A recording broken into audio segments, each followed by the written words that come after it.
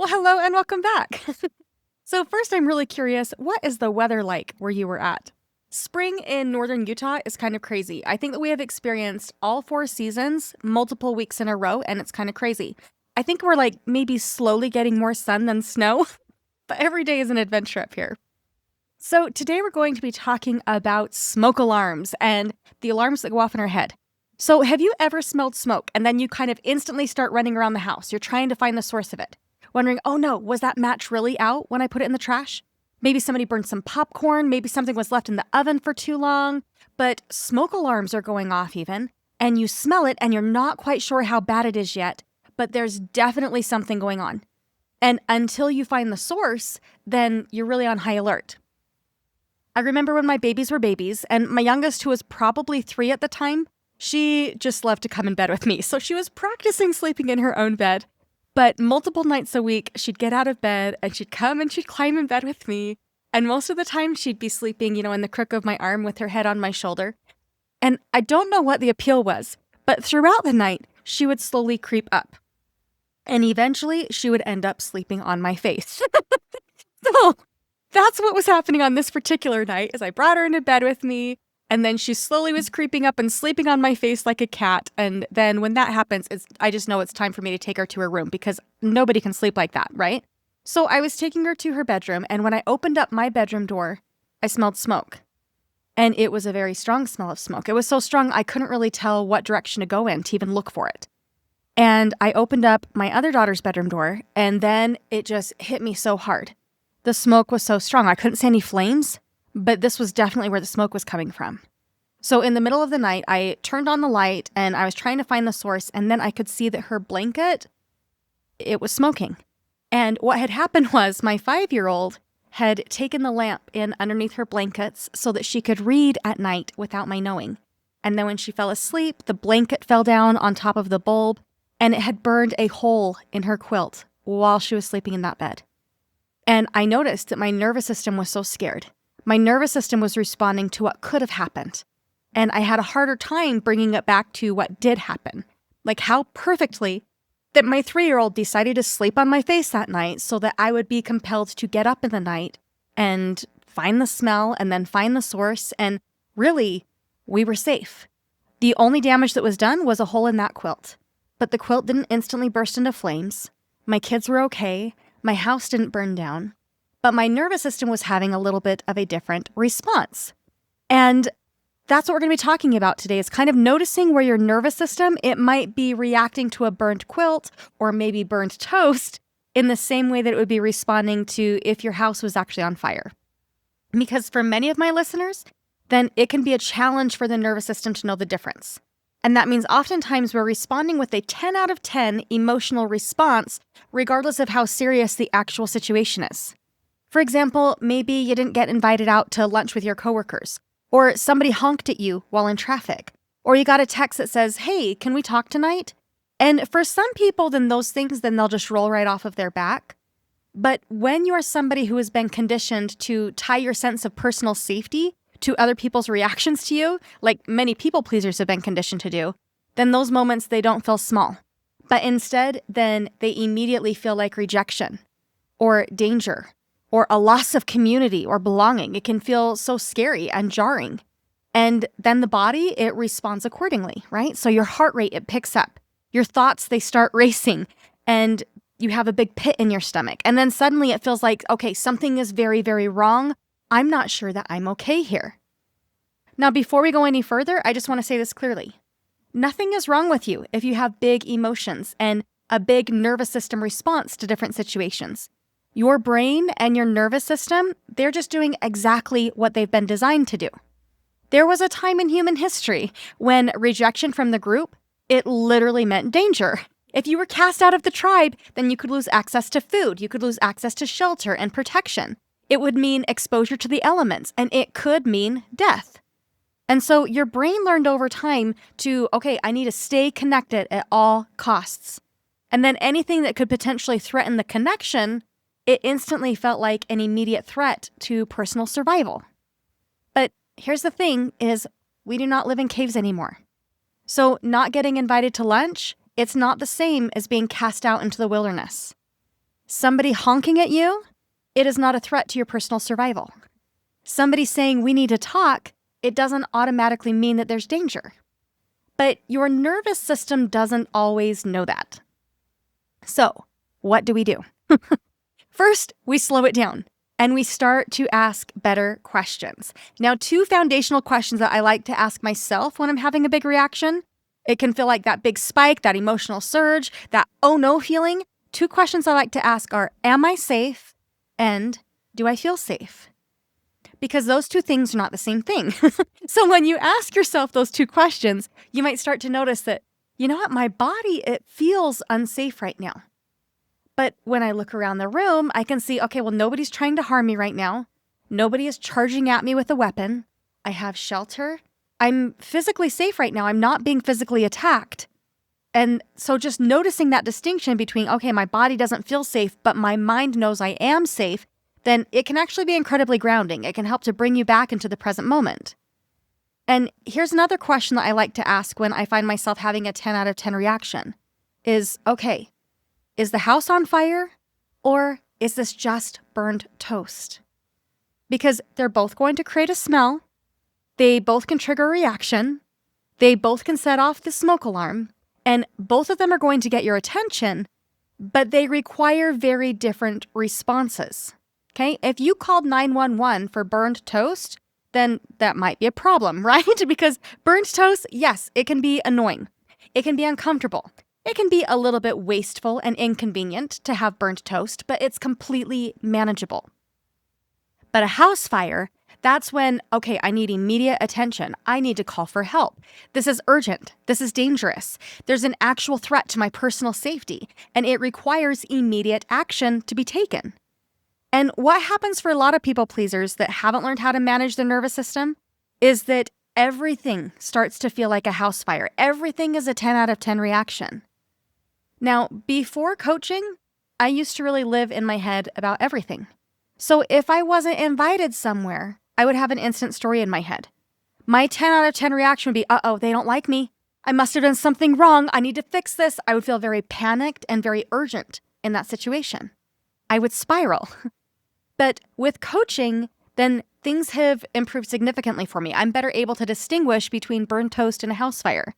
For example, a few years ago, then I was at a women's event. And there was a group of women that I knew. We were friendly. We ran around in similar circles. We weren't super close, but yeah, we knew each other pretty well. And so I was chatting with this group of women. And then at some point, then they started talking about their monthly dinner. They were talking about where they were going to go, what time, who was coming. And I was just standing there uninvited. And then at that point, then one of them actually pointed out the obvious and they said, oh, hey guys, I don't think MaryAnn is invited. Maybe we should talk about this later. And I was literally standing right there hearing this whole thing. And honestly, I wasn't upset. Because of coaching, I was able to just be curious about it. I was curious about how interesting that they're choosing to talk about this right now and in my presence, knowing that I'm not invited. But I wasn't hurt. My house wasn't burning down. This was just a little bit of stinky, burnt toast. So they all kind of stood there awkwardly once it was pointed out to them. Ultimately, no, I did not get an invitation. But you know what I did do? I decided to go and find another group to talk to. And it was fine. Now, there was a time when that moment would have sent me spinning. I would have made it mean, they don't like me. I'm not good enough. I don't belong here. Something must be wrong with me. The alarms would be blaring. I would be in emergency management mode. But in reality, it was just a little bit awkward. It was a little uncomfortable for me, but it wasn't dangerous. And let's be honest, they already had an established group. They'd obviously been doing this for a while. And I realized that, yeah, I think that we're just better suited to be acquaintances instead of intimate friends. And that's okay. And also, I know that for me, I prefer to hang out with women who are inclusive and considerate of their audience. And so honestly, it was fine. I was able to go and talk with other women, and it turned out just fine. Now let's explore this distinction a little bit further. When your house is burning down, you are literally unsafe. And when you are unsafe, you are at risk for serious harm. But when there's burned toast, It's just a little uncomfortable in the moment and a little offensive to the nose, and that's it. But your brain doesn't always distinguish between the two of those things, okay? Your brain's job is just to sound the alarm to keep you safe. Hey, I smell smoke, you better find the source of it. And then you get to figure out what it is that you're gonna do with it. So your brain is gonna sound the alarm, it's gonna trigger the smoke detectors, and then you get to figure out how serious it is. Now let's kind of walk through some everyday examples and slow them down a little bit, okay? These are some situations that I see in my coaching practice where people might have a big reaction to them, okay? For example, somebody honks at you in traffic. Your brain is going to say, oh, I must have done something wrong. They must be mad at me. I'm unsafe. But in reality, the other person, they're just reacting to something. You're still physically safe. Maybe they just liked your bumper sticker. Maybe they're in a hurry. But it doesn't automatically mean that you've done anything wrong when somebody honks, okay? So just let it go. Okay, another example. You received a "can we talk tonight" text. And your brain wants to jump into something is wrong. I'm in trouble. I must have done something wrong and I don't know what it is and I don't know how to fix it. And now I'm in freak out mode.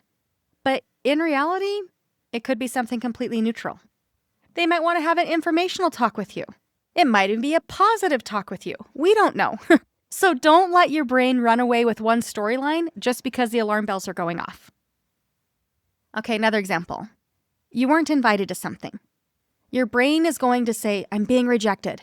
They don't like me. We must not be friends anymore. When in reality, there could be 100 reasons that you weren't invited that have nothing to do with your worth. Let's say that you are getting your performance review at work, and your brain wants to say, I'm failing, I'm going to get fired, this is the end. But in reality, then guess what? Critical feedback is just a part of growth. Being uncomfortable hearing that critical feedback, it doesn't automatically mean that you're in danger. All right, another really common one. Somebody's disappointed in you. Your brain is going to say, oh no, I've messed up. I need to fix this. I must have done something wrong. When in reality, guess what? You can survive somebody else's feelings. And they're being upset, it doesn't necessarily mean that you've done anything wrong. And I especially want to repeat this for all of my parents of teenagers. Guess what? They're going to have feelings. There's going to be days when they don't like you. It does not automatically mean that you're a bad parent, okay? All right, another example. Your child gets a poor grade and your brain's going to jump into, oh no, this is a pattern. This is the beginning of the end. They're going to struggle forever. I must be failing as a parent. What is the teacher going to think of me? But what if your kid was just tired that day? What if they didn't understand the assignment? What if they had an off day? What if this is a learning opportunity and it's better that they fail on this one assignment so they can learn the lesson and they don't fail later on in life? What if this is perfect timing? So seeing this as a burnt toast situation, it can help you to respond with curiosity instead of panic. All right, now imagine that you are in a near car accident. Okay, so your nervous system, it's completely lit up right now. And you're thinking, oh no, that was close. We're not safe. We're not safe. I can't believe that almost happened. But pause for a moment. What actually happened? You're okay. Everybody is okay. Your body is currently reacting to what could have happened. It's not responding to what did happen. So just slow it down and remind yourself that, okay, these alarm bells, they're here to keep me safe, but I am safe. Okay, that's another situation where it's very helpful to ask yourself the question, am I safe? Do I feel safe? And kind of bringing a little bit of distinction in there so that you can get more grounded in that situation. When everything feels like a house is on fire, then you're living in constant urgency, a constant state of emergency. You're in constant anxiety. You're in constant self-abandonment. But when you learn to distinguish between burned toast and a house fire, that's when you can create some space, okay? And in that space, you get to choose a more appropriate response. Now, if you take nothing else from this episode, I want you to take this. When you feel yourself being triggered, just pause and ask yourself, am I safe? Do I feel safe? And is this a house fire or is it just burned toast? And then let it be okay if it's just uncomfortable. You do not have to fix it immediately. You don't even have to make it go away. You can just be with the discomfort and know that that stinky smell, the house is going to air out eventually. It's going to be okay. Now, if you recognize yourself in this, if your brain tends to treat everything like an emergency, I want you to know that you can learn how to tolerate discomfort. You can learn how to stay grounded even when you smell smoke and the smoke alarms are going off. You can learn how to rewrite the story that your brain is telling you into something that's more supportive for you in the life that you want to create. And that is exactly what I do with my coaching clients. So if you're ready to stop living in constant house fire mode and start responding from a place of calm, clarity, and self-trust, then I would love to support you. I'm currently filling up my summer calendar and I would love to have you on it. So you can email me at MaryAnn@MaryAnnWalker.life or click the link in the show notes now to check out my current availability. I would love to work with you. You are not in danger. You're just learning how to sit with a little bit of stinky burnt toast, and it's going to be okay, all right? I promise. You can handle it. All right, well, I hope you have a great week, and let's talk soon. Bye now.